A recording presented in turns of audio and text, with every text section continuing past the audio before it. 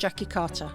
I'm a professor in statistical literacy and the academic lead for disability inclusion at the University of Manchester. I live with a disability and a long-term condition and often describe myself as deaf, dizzy and disabled. Here's a fact, or two. 24% of the working age population in the UK has a disability. 80% of disabilities are hidden or invisible, as are mine. I started the Let's Talk Disability podcast series to provide a platform to raise awareness of what it means to be a disability inclusive university. The podcast is a series of conversations which I host on the lived and living experience of our colleagues and postgraduate students of being disabled or having a long-term condition. On each episode, I host two guests. One is a senior leader at the university, a person with influence and responsibility. The other is a member of staff or postgraduate student who is open to sharing their disability or long-term condition. The aim is to demystify what being disabled means and create a culture of sharing. But, and this is important, each episode moves from dialogue to deeds, from talking to action. The senior leader is invited to commit to just one thing, an action they will take away as a result of the conversation. The disabled guest gets to say what one thing would make the difference to their lived experience as a colleague or a student at the university. So let's dive in and find out what today's guests want to share and what they will commit to make our university more disability inclusive.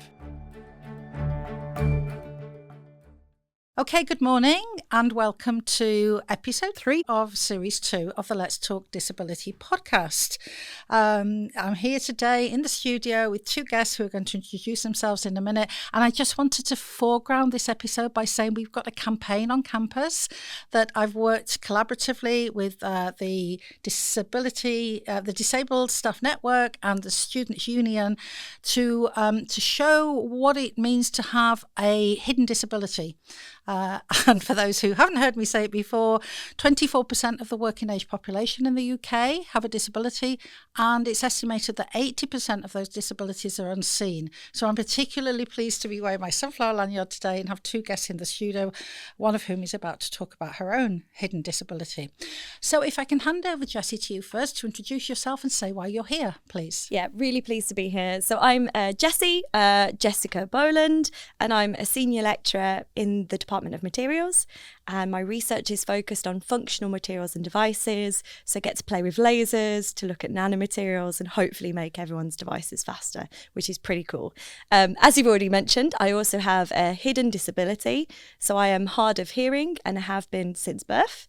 I got hearing aids at about 16. I've had as many operations that I can't count them anymore. And I like to say that I'm a bionic woman because I have artificial eardrums but metal bones in my ear, etc. So I am currently living with this hidden disability. I'm also don't usually like to think about it as a disability because I don't necessarily see myself as disabled. I think it's society that needs to change, and I think I just have a different lived experience. Thank you very much, and that's what we're here today to hear about. Thank you very much, Jessie. Richard, over to you. If you could now introduce yourself and say why you're here. Yep, so I'm Richard Jones. I'm the Vice President for Regional Innovation and Civic Engagement. So my administrative role, as it were, is to look after everything in the university about our relationship with the city and the region, about what we can do to support our citizens to drive the economy. It's also connected with everything we do about knowledge exchange, the commercialization activities that we do. I'm a professor. My professorial title is I'm a professor of materials physics and innovation policy, which is a kind of slightly weird mixture. So so my department home is the same as Jessie's. I'm in the materials department. I work on nanomaterials, also thin films, polymer thin film, surfaces and interfaces. I'm an experimental physicist essentially, but as the other half of my title says, I've got very interested in innovation policy and science policy more generally over the years. So I mix up quite a few things really. That's wonderful. Thank you, both of you, for being my guests today. And I'm hoping we get into a conversation about, what the university's doing to support our disabled, whether we like to use that term or not. Jessie, I take that point, staff and students, but also about the work that we do in a more societal, a broader sense, from local to national, and perhaps in some cases international as well. So Jessie, I know a little bit about the work you do, but I'd like the readers to also understand some of the research you do as a woman in STEM. So maybe that can be our starting point, please. Yep. So, so a little bit of background. So I am also an experimental physicist as well by nature. So I did an undergraduate in physics that involved a year in industry, and that's when my love for research really started. So I worked for Hewlett-Packard Labs for a year, and that was making colour Kindle displays. So I got really interested in how do I kind of use the liquid crystals, kind of change them, get them to coat nicely to a device. So really thinking about the kind of materials, how do I improve them to then make something that can translate into kind of the real world. That then got me kind of excited. So I decided to carry on, and I did a PhD, and that was more thinking again now about the materials, but material characterization. So that was terahertz spectroscopy. And we all actually know terahertz radiation, because if you have gone through an airport scanner, that's very, very similar to terahertz radiation. So it's a type of radiation that is not destructive, it's harmless, and it's very good at telling you how conductive a material is. So that's great if you want faster devices. So my whole PhD was trying to use this terahertz radiation to look at materials and tell you how good they would be, how good are they at carrying a current in a device. And that's kind of sparked my current research. So I spent a year in Germany as a postdoctoral researcher. That was a challenge, because also as someone who's hard of hearing, lip reading in a different language, I can tell you, is difficult but not impossible. So that had its own kind of different cultures associated with it. And that was really trying to use this terahertz technique and push it down to the limit. So when I came back to Manchester, my lab and my research focus is now employing that radiation, but to try and shrink down the length scale as well. So we can now map conductivity of materials on nanometer length scales. And that brings me into the nanotechnology. So to do that, we do need lovely high power lasers to get the terahertz radiation. And those lasers are usually bigger than I am, which is always fun. But we can really focus that radiation down to these really tiny length scales. And we need to know how these material properties change on those nanometer scales, because that's what's going to make those next generation technologies. So things like quantum technologies, telecommunications, 6G wireless communication, you all need to know how your nanomaterials are going to work. And that's kind of my research at the moment. So in kind of practice, it's kind of managing a lab facility, quite big space. Also, something quite unique to this beautiful terahertz microscope I have is it hates sound. So my lab is very audio damped because vibrations are bad for this particular kit.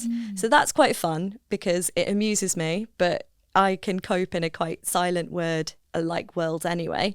So there's challenges with that we can come on to in terms of having an accessible lab space as well. But kind of running a lab space, also all the teaching aspect, which I love. So I'm teaching courses on material science, nanomaterials, those types of functional properties at the moment as well, and getting more into kind of development of quantum materials now for quantum technologies. I'm somewhat in awe of this. I am STEM trained. I'm a mathematician and computer scientist by training, but this is really, and you come to life when you talk about your research. It's wonderful to observe and hear. You're a future leader, that's right. Yes. Yeah. What does that mean? Just for the listener and for Richard, so we can sort of spark off this conversation and build on it. So I'm a Future Leader Fellow. So this is a fellowship from the UKRI, the UK Research and Innovation. And it's aimed at early career researchers to really strengthen their own independence. So build that independent research group and lead in a particular area, and it's funding of quite a large number for about up to 7 years, and recently got that renewed for the last phase of 3, which I'm really, really happy about. So it's initial 4 years of research to build your activity, and then it gets renewed 3 years. And a really nice thing about this Future Leader Fellowship is there's also an aspect for your career development and stuff that's outside of the research. So it's given me flexibility, not just to focus on the research that I obviously love, but also to do things more on a kind of EDIA focus. So, and also more research strategy. So I currently have a role within the Henry Royce Institute, which is a research area theme lead on atoms to devices. And that's thinking about strategy for that particular theme. But I also am an active member of NADSN, which we know and love, the National Association Disabled Staff Network, which was really kind of instigated by the epic Dr. Hamid Haroon, which I think has been a guest on your show. Yes, of course. And we have a STEM action group there as well. And that's fabulous because it's a group of STEM researchers and we're all passionate about accessibility. So we all have different lived experiences and we can share best practice. And at the moment, that group is drafting a technical white paper to go to government on how we can make STEM more accessible. So that's an aspect that I can actually weave into that Future Leader Fellowship and they support, which is really nice. Wonderful. Richard, you sat and listened very quietly. I've got lots of questions, but this is a conversation between you two and I'm thinking about research, inclusive research cultures. Absolutely. I mean, I think, you know, perhaps what many people don't appreciate about kind of experimental science is lots of it's very hands-on, isn't it? You've got a lab, you've got things to fiddle with. What's kind of what helps you and hinders you in terms of your condition and your... Yeah, that's a great question. So with experimental, I love being an experimentalist, and a lot of the lab spaces that I go into are not always accessible. And I also think not just about my own disability, but other disabilities as well. Yeah. A lot of these spaces, especially a laser lab, are difficult if you're a wheelchair user, for example. You can't get into the space and you can't move around the space. And just very small things like the lab height and the bench height kind of is going to be not appropriate for a wheelchair user, but also is not appropriate for someone of slightly smaller height, of which I am. So it's kind of difficult for those because they're not designed with a accessibility in mind. So also something that I have noticed in my lab space is because it's lasers and we're measuring light, often the lab spaces are always dark, so you're switching off the lights. Can't lip read in the dark. I'm a wizard, but not that good. So so that proves then a challenge with communication. Also, in these lab spaces, I'm sure you know yourself, right? It's quite noisy in these environments. There's lots of compressors, there's lots of kind of, heavy machinery that's working. That's also not great for an environment, for me personally, to hear in and communicate. But also things of, you also have to wear laser safety goggles, which shuts off visible light. So again, lip reading in laser safety goggles is impossible. It's easier to sign in the dark than lip read for me. So sign language has really helped me with that communication in the lab, especially in noisy environments and kind of shouting to each other. But I think being an experimentalist is difficult when you kind of come to these spaces and they're just not accessible. And I think that's something that can be solved. And there's a really good piece by within the NADSM STEM group looking at how you might make an accessible lab space for as many disabilities as you can kind of think of. But a lot of it as well, even if you're designing. So I think there's a point of designing a space from the start, and that's also more cost effective. So a lot of pushback when we talk about these kind of accessible lab spaces is budget and the cost. But actually, it's more expensive if you have to redesign something and change it later. No, absolutely. So, getting it right first time is always right. So I guess a big part of your work probably is, you have a graduate student and graduate students, I can't get this to work, come and show me or whatever. How does that work for you? If that kind of practical, hands-on working with a graduate student? Yeah, that's a great question. My group are fabulous. They all know that I struggle with communication. So they make conscious efforts to make that an easier experience. So I will never say no to a student. I'm probably spend too much time actually fiddling with kit, which is great. But in terms of, it's a weird dynamic because you're in a supervisor position trying to kind of, teach and train, but then you're also quite vulnerable because have to say, I can't understand you, or I can't communicate, or I need you to do something. So it's quite a vulnerable position to have to ask for support and ask for that access. And something I have faced, not with my own research group, they are all aware and supportive and make the accessibility adjustments I need. But you there's an association of if you ask for your need or an adjustment, that's related to your intelligence somehow. Yeah. And I think that's also a problem within STEM as well, that kind of putting yourself in that position where you have to ask for help or a change, then you kind of have, I always feel that you're kind of judged a little bit, that you're like, oh, she can't contribute, or how can she train me, or how does she know about this because she needs me to do something. I don't know if that's... I can imagine yeah, that. yeah. Absolutely. Which is difficult. Can I jump in on that, Please Richard? do, Sorry yeah. to take your spot. I think you've touched on something that's incredibly important, and one of the reasons for having this series of conversations is to demystify what it means to have a long-term condition or a disability by talking about our lived experiences, which is what we're doing now, but also to enable others, because we talked about being disabled by society, and that includes people, enable others to support us or have tolerance or patience.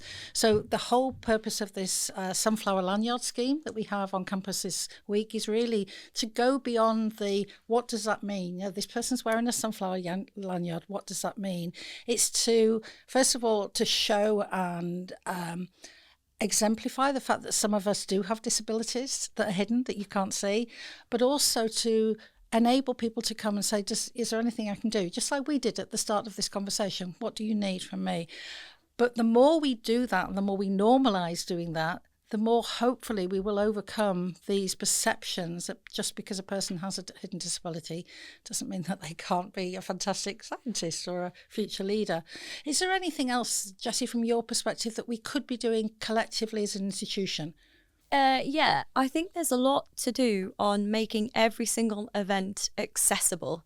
So I think I would love to see the labs as well. I would love to see more consultation on our teaching lab spaces, excuse me, and other experimental spaces like that being designed to be accessible. So I would love the University of Manchester to have an accessible lab space that they've designed for teaching, and that they bring schools into as well, and regionally give that space. So that's something I'd love to see, which I know is not easy to implement. So the other thing I think would be nice, and I'm sure you've probably had this experience as well, I'm just thinking about going to conferences, and every time people don't use microphones, and this is one of my bugbears. I'm sure you've probably had this as well. I know exactly what you mean. Yes, people say, "Oh, my voice is loud enough; you can hear me," or whatever. Exactly. Yeah. Exactly. Yeah. And I always remember that.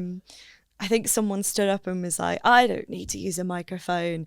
I'm fine. Everyone can hear me." And I was presenting, and they were asking me a question, and obviously I could lip read him, but I was a little bit like, I can't actually hear you. So I was like, I'm not going to answer your question until you use a microphone, and was really, really stubborn about it.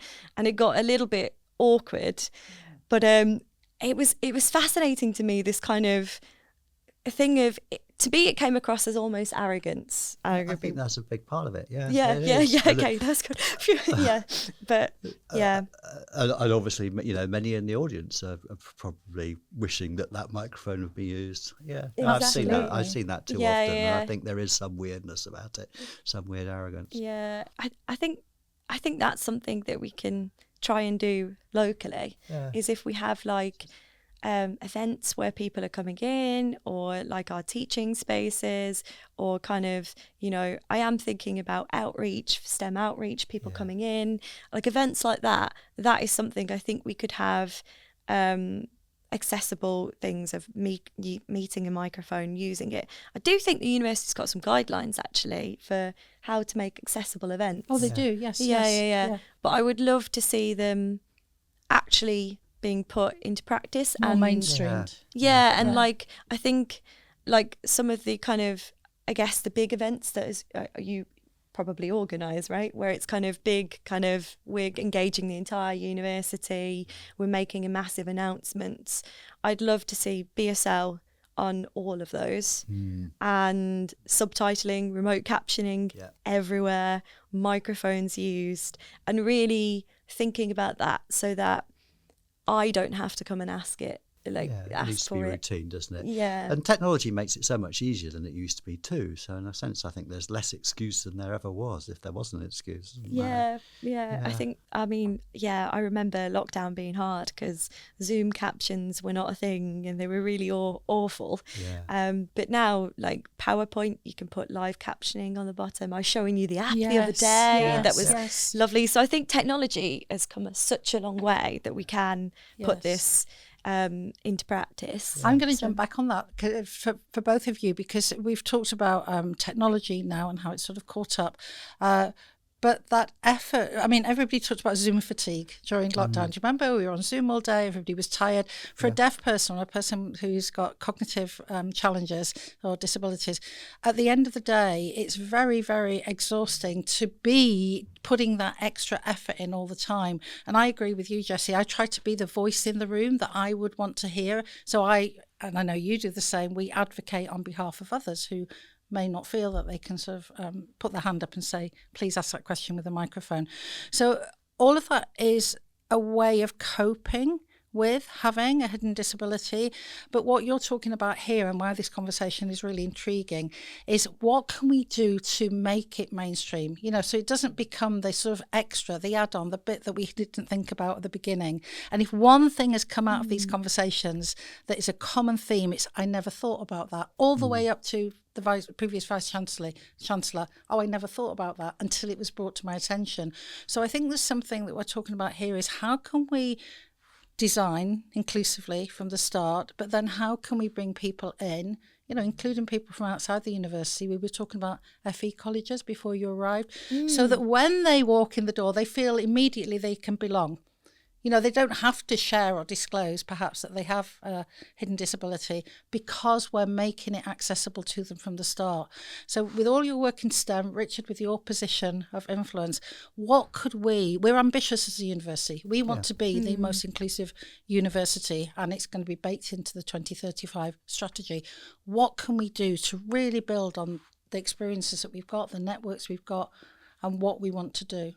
Yeah, I think, huge amount we can do. And I think, it's really right to couple that to our work in the community. I think, I'm very committed to STEM outreach, among other types. I think it's been really important to me in my career to go out and to talk to people and to have those conversations. And so I think factoring that in right at the start, I think is really important. Can I just turn to something else about the life of a kind of the life of a STEM person, as it were? We think it's all marvelous because we're in the lab fiddling with things. But the sad reality is that quite a lot of the time we're in the office trying to get money and stuff. Yes. Well, what's your sense of the world of getting grants, writing proposals, all that, Yeah. generating a profile, all the things that you have to do as a young scientist to make a success. Yeah. And as I say, it's not something that we like to talk about, because we like to talk about the exciting stuff all the time. But that stuff's important as well, isn't it? Yeah, I think that's a great question. Actually, I found it really difficult getting research funding in terms of the process. And this is something I was quite passionate about. So a couple of years ago, I actually consulted with NADSN and got feedback from a lot of disabled researchers who were in a similar boat to me. And there's actually a lot of barriers to accessing research funding. I can give you an example that happened to me literally this year, that I wrote a grant. It was kind of a big grant. I wrote it as PI, and it was with international collaborators in Toronto, and it was focused on quantum technologies. And within the kind of formatting of the research proposal, there was a section for additional information. That was where you put your references, plus you put any accessibility requirements and needs. And on this research proposal, I had to share that at the moment, I can't do long distance travel because of flying with my ears at the moment. So I'm on a kind of travel ban for long distance. So the Eurostar is my friend. So that is a challenge if you've got collaborators in Toronto, because all of the kind of meetings will have to be hybrid and things like this. So I wrote about this in terms of those kind of accessibility requirements in that additional information section. But there was like a 500-word count. So obviously, if you put your accessibility needs, you then don't have time to put space for the references. So I put the references tagged on to the case for support and said, look, the case for support is matching the format guidelines. I don't have space. I've put my accessibility. Here we go. And the grant got rejected before going to peer review because of that formatting guidelines. So I was obviously not best pleased, and I did appeal it. And I was surprised because I thought, look, if I raise this and just say, look, this is kind of part of UKRI, you've got an EDI plan, here's literally a report I wrote that this is a barrier, please can you think again? And it went up to the head of that particular research council and still no. And the response was, we're overwhelmed already for this call. It's not getting in. And that was like a direct, up until that point, there was other barriers in kind of that research funding process that I'd kind of encountered. So, interviews don't have BSL interpretation, interviews don't have captioning. So in person, I need those things in the room to support. There's like barriers like that, but that was the first time where it was an ultimate rejection because of something that felt so easy to solve. So I do think there is challenges, and there is a leaky pipeline for disabled researchers of staying on. So undergrad, I had great support. It was kind of in praise. We had the Disabled Students Allowance. PhD, there was some support in place, but it kind of, they weren't really sure what they were doing. Like, how do you support a PhD student who needs to go in an experimental lab with conferences? It was kind of outside the normal remit for what was going on. As a postdoc in Germany, no support at all. And then coming back to Manchester as a staff member, it was different again. And there was kind of less support for navigating that research funding landscape. I also think when you're starting out, you're quite nervous as an early career academic, because I felt that I was like, if I put my hand up and say, look, I really need some BSL for this interview, will they just reject me outright? You're kind of afraid that you're going to get that type of kind of direct discrimination. So I think there is massive challenges in that kind of research funding. And I'm really glad you asked the question, because we do forget about it in terms of that is a big aspect of managing the research group. And yeah, there are massive challenges to getting funding in the first place, I think. Yeah, it's really one of those massive barriers in the early part of your career, isn't it? It's kind of make or break in some ways, isn't it? And it's that example you gave of the last year. That's really quite shocking. And you have got a fellowship, so it's kind of it's worked out for me. It's worked out for you. Definitely. But had that happened to you, as your first grant going in as a young lecturer, that would be, that's the sort of thing that could be really. I think I would have probably fought again if it had happened to me for the very, very first proposal. I think I would have probably gone, academia is not for me, and I would have done something else, I think, and would have probably also not remained in active research. I'd have probably looked for an alternative career, because I think it would have been you're not welcome here. That was kind of the message that I was kind of thinking about. And I do worry about also thinking about PhD students writing their first fellowship. Of what support is there specifically for those disabled researchers. So tips and tricks like, how do you ask for additional costs to travel that you might need? And we were talking about you might need a support worker to go to conferences. I might need a BSL interpreter to go. Like, giving people the confidence to apply for that, but also that engagement with research councils to go, how do we cast for that, I think is important. This is such a timely conversation, because we know that the latest announcement from government is that the cost of supporting and adjusting for disabled staff will fall the burden will fall increasingly on institutions, not on the government. So the Access to Work scheme is currently up in the air in terms of it's overloaded, there are too few people, there's at least 6 month long waiting list, longer in most cases. And there was an announcement from government last week that the pressure is to put it back onto institutions to support. So I think as a university, you've picked up something really important here, Jess. One is that, the research councils need to address their processes and ensure they're accessible and inclusive. But the other is us as an institution that wants our young early career researchers to be successful.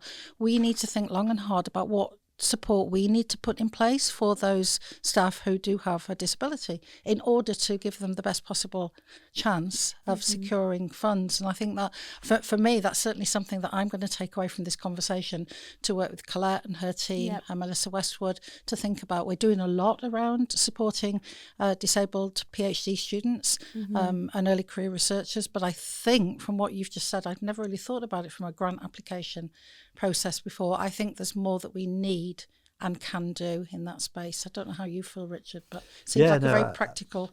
Absolutely, and as I say, it's very kind of unglamorous, but these are the things that really make a difference in career progression. And it's visibility in conferences is another thing. Travel. I mean, to be honest, I think science culture depends too much on travel. Actually, and I think we could all do with travelling a bit less, but that's another story. And then again, one of the things we're trying to do, Jess has mentioned NASDN, which is a National Association of Disabled Staff Networks, and I'm part of a subgroup that was formed from NASDN, born of NASDN, that is looking at a suitable disability inclusion framework for the whole of UK higher education. So the framework we currently use is Disability Confident, which was designed for public sector organisations.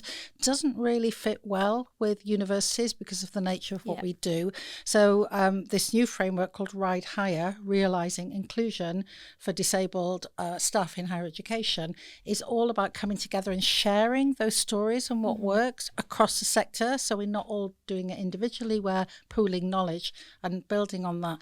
And I'm just thinking what you've shared there, I don't know whether there's a case study or something we could take at the University of Manchester from Jess's experience and think about building on, so others don't fall foul of the same process. Yeah, I was actually thinking about this, and I think that's something that we could do with the lovely research support services team, because they always help us, right, with grant proposals and things like that.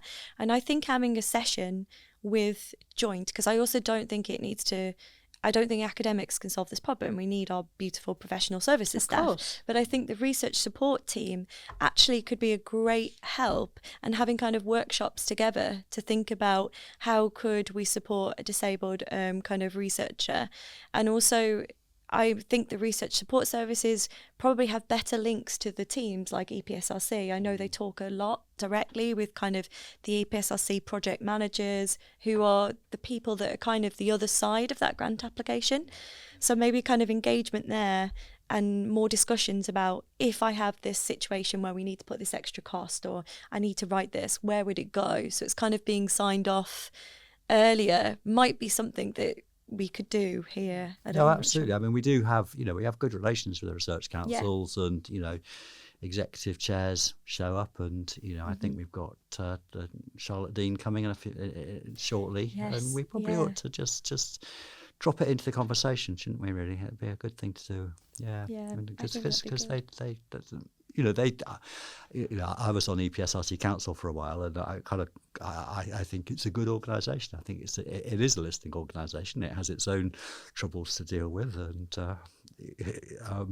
it's not always in control of things like formatting its forms. But it wasn't EPSRC, by the way. Don't worry, EPSRC were good. They've been very supportive. So I won't mention the one. It was not EPSRC though. So right. Okay. So name concealed. So Charlotte Dean's safe. So when she comes to visit. I think you're right, though, Richard. Bringing to the attention of a funding organisation, research council, these sorts of aspects that are yes or no, black and white, is really important, because they won't necessarily know. No. I know you appealed, Jessie, but had you not, that would never have gone up to the top of the chain. They wouldn't know. Absolutely. So. And, it is about helping the research councils deliver their mission. Their mission is to deliver great science. And if great scientists are excluded from that for entirely preventable reasons, that's just an avoidable mistake, isn't it, really? Yeah, I think so. Because I think the other thing that I was also quite aware of, coming back to kind of being a STEM academic as well, is I think for me, I felt that once my disability was disclosed, and I'm very, very proud of it, and I think I'm celebrate it, and I'm happy to kind of share it and happy to share stories and things like this, but I did notice that the focus was then less on my scientific elements and the scientific research. So when I was engaging with people, I was getting more requests for being an EDIA lead on their grant. And when it was, and that just was winding me up a little bit. You'd start on a grant for your scientific credentials, and then they kind of find out about your hidden disability, and they're like, great, you can lead it now. And that was difficult. And I think you're right that discussions with EPSRC would be great, because I think they're best placed to spot that as well. So sometimes you might not necessarily know about it, because if you think you're on the grant and you've seen the proposal and it's all about your scientific, and then you don't necessarily with the new funding system see the end, what's submitted, and then it will change. But I think they will see that, and if this same person is becoming an EDIA lead on every single grant that they see their name on, then I hope that would raise a red flag a little bit, and they could come back and chat about it. Exactly. You want to be a terahertz spectroscopy lead, don't you? Yes, yeah. Yeah, exactly. Terahertz spectroscopy. No, that's the lead I want. Yeah, exactly. That feedback loop is so important, though, isn't it? And sort of joining the dots. We've talked a lot about the challenges and some of what you can't do because of your hidden disability, your hearing. But I want to focus now. I want to come back actually to celebrate your success as well, because these conversations are not just about what disabled people can't do. It's also about recognising the value of having a very diverse population across our university and staff and student body. So you're clearly very excited about your research. What is it you'd like to sort of share in terms of to be a future leader, or your next plans? Or I would like to hear that. But Richard, is there anything you particularly want to hear? No, that's great. Research focus. Yeah. Anything at all about sort of achieving what you're achieving, celebrating your success. Okay. So Future Leaders Fellowship, was so pleased about that. But also I think what I'm very, very excited about is that we really, really have the entire group, my research group, have built this facility, which we call Custom. And I think Charlotte Jean's going to see it on her visit. So I'm very excited. But that has really been blood, sweat and tears to actually build that facility and have it operating. And something that really excites me about that is because there's a whole team that supports it, the PhD students, the postdoc, beautiful technical specialists. But it's actually now open to the UK. And this is something I really am passionate about, because I think if we want to hit these kind of, innovates technologies of tomorrow, right? The 5 technologies of tomorrow, then we need these kind of national facilities that everyone can use, this state-of-the-art kit. So I'm very, very proud that this is working. It's also unique to the UK. So it's the first facility that does low temperature, nanoscale lamp scales, and visible to terahertz. And I've had too many sleepless nights getting it to work, but it's actually working and people are using it. And we've had people come from Germany and Canada to use this piece of kit, and it's really operating now as a national facility. And that's something I'm very proud about. And also it's supporting NPL's work now. So the National Physics Laboratory, quantum technology, it's really instrumental into that and funded by DCIT. So I think what's nice is kind of looking at that bigger picture, because I'm sure as academics we can stay in our own little experiment, right, a lot. And you're nodding, you're like, definitely, like, yeah, we've done that and play with our little kit.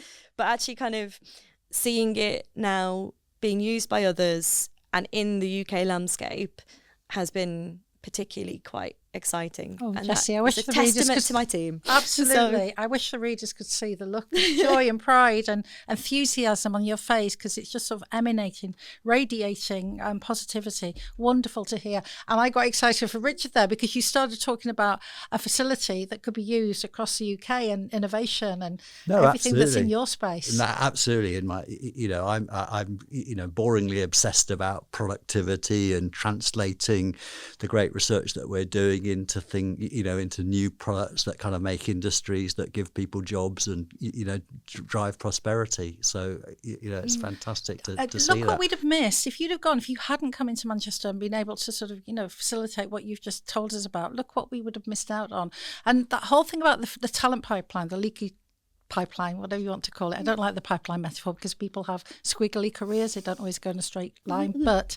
And what we were talking about earlier, Richard, about bringing in local talent, inspiring children who are currently studying in schools who might become future researchers. Yeah. It just feels like we've got this great opportunity. This conversation is so exciting, you can see. Yeah, because I was going to ask you something on that, Richard, because I was also like, a big part as well is our graduates going into kind of local industry as well. And I know that there's a employability gap, specifically in things like nanotechnology and quantum technologies. So do you think that they are aware of this need for accessibility, like from your experience? And also, do you think there's something that Manchester can do to also ensure that once they get employed, that they can thrive there as well? Because that's all kind of, for me, it seems that graduates, researchers, and then going into industry and other kind of, world of workplaces is an important kind of journey. Yeah, no, it's massive and actually underrated. We kind of think as scientists that our contribution to the world is, some great discovery we've made or some great paper, but it's actually not. Mostly, we've trained a whole bunch of great graduate students who go out into the world, and so I think. And I think it's important. Yeah, I think it's really important that we need to perhaps kind of look after them, a bit of aftercare and that as well. And I think that's hearing their stories from their workplaces. That probably is pretty important, isn't it? They're our alumni, aren't they? And you'd want to sort of fold them back in and find out what they did next. Because I was thinking about whether there's also a difference in spin-out companies that are kind of smaller size SMEs compared to big companies as well. Because from my perspective in STEM, there's a lot of these smaller spin-out companies that a lot of our STEM graduates might go into. And sometimes in a smaller company, they can kind of thrive and it's easier to make adjustments. But then in a bigger company, there's the legal requirements of. So it's kind of. It goes both ways, doesn't it? Yeah. I think big companies will have processes and procedures, and they probably will have thought more. So I can imagine, a big company, say AstraZeneca or something, as a kind of one of the largest science-based companies we've got in the UK, I suspect they think about this a huge amount. But as you say, small companies, they're constrained by cash. They probably are struggling in not wholly adequate surroundings. I mean, of course, one of the things, that's a great point, actually, because, we are thinking about how we create incubation space. And so thinking about how we build that in is probably quite important. And you're right, I hadn't thought of that, but it's a good point. Yeah. So is that like building incubation space in Manchester for new spin-out companies? Yeah, then? exactly. Yeah, okay. Yeah. So, for example, we got Sister on the old UMIS site. Yeah. So as that gets developed, that building that in, that's an important point. And since I'm on the board, I should mention it to people. Fabulous. Yeah. That's a lovely. We could talk all day, I'm sure, but that's a lovely place to wrap up. And I love these sort of penny dropping moments. I've also you've given me an idea for. I do a lot of work with alumni, where I get alumni to tell their stories, and we write them up as stories, and so current students can look at alumni stories and imagine the sorts of roles that they can go into. And I do that anyway, but I'm thinking what we haven't done is anything focused particularly on disability and how disabled alumni are coping with challenges in the workplace. I'm bringing that back in, so you've given me an idea. Wonderful. Thank you. And we now move to the final part of the podcast where I ask each of you to ask the other a question. So, Richard, I'm just going to flip this over. And Jessie, you start first. You'll guess one. So if you could ask Richard the question. What one thing will you commit to do as a result of this conversation? Well, I think, we've talked a lot about outreach. We've talked a lot about innovation spaces. I'm spending a lot of time in Rochdale at the moment, and Rochdale is, one of the most deprived boroughs in Greater Manchester, lowest productivity, very low participation rate in higher education, and we're involved in the creation of an innovation centre there that will be, focused on skills, outreach. Also, connecting back to the as a kind of connecting point between industry and community in Rochdale and the Royce and the Geek and all the great stuff that we've got here. So I shall go away and make sure that we've built in these things that we've been talking about, accessibility, both on the labs front, but also on the kind of, invent space, that kind of thing. So that would be fabulous. Yeah. I think the Disabled Staff Network would also be very happy to support that as well in consulting with that. So I think that would be cool. Great, thank you. Exciting. Excellent. Thank you, Jessie. Richard, you also have a question. I don't know if you want to ask Jessie that question or whether you've got another more burning question to ask. No, that's a great question. But I think, just what's the one thing? I think particularly, I'm particularly interested in this, the early career researcher going on to become an academic. It's a really delicate moment in one's life, as it were. It's a place where spanners in works can all too easily come. So what would be the one thing that university could do to support early career researchers making that transition to be a successful academic? That is a good question, and I think it's mentoring. I think active mentoring as someone supporting them through that process. And I think that mentoring can come from both academic and professional support staff. So kind of when we were talking about that kind of the first research grant that you put in, having someone that can peer review it for you, someone that can be your champion going to EPSRC or whatever other research council you might be going to be like, okay, this person needs these adjustments, how do we put it on the grant? So I think having a very, very strong mentor from both academic and professional services style would really, really help early career researchers in making that stage and kind of preparing that first research grant. That is a great point. Would you see that as being a senior person, somebody who sort of knows the system, know how grants work? Not necessarily, actually. I don't think it needs to be senior. I don't think it needs to be a professor, but I think that will help. But I think even someone like who's maybe just made probation and gone through the same process as you can be a really good mentor. So I think I'm a massive fan of peer-to-peer mentoring as well at the same career stage. Yeah. So I think it's more just having that kind of experience that you can support that person. Yeah. And lived experiences is great as well as someone to go and chat to, but not necessary either. So I think it can be peer-to-peer mentorship as well as more senior mentorship. Thanks, Jessie. That's really, really helpful as an action to take away. And I also think you mentioned the Disabled Staff Network, and we haven't talked at all about DAS, the Disability Advisory Support Service, but we're really fortunate at Manchester to have a very vibrant set of people who are very keen to ensure that accessibility is baked into everything we do. So I think there's huge amounts of opportunity to draw other expertise and support into that. So thank you both very much. I've loved today's conversation. Thank you. It's been absolutely fascinating to talk to two scientists, one who's focused very much on outreach and engagement and innovation. Richard, thank you very much for all your wisdom. Jessie, listening to your in-depth story that I didn't know about, not just the challenges, but the amazing work you're doing and how you're bringing that to bear across the sector. It fills me with pride to be a colleague. So thank you so much for sharing. Does anybody want to say anything before we wrap up? Thank you. It's been a pleasure. Yeah, it's been great. I've enjoyed it. Thank you. Wonderful. Okay. Thank you both very much indeed.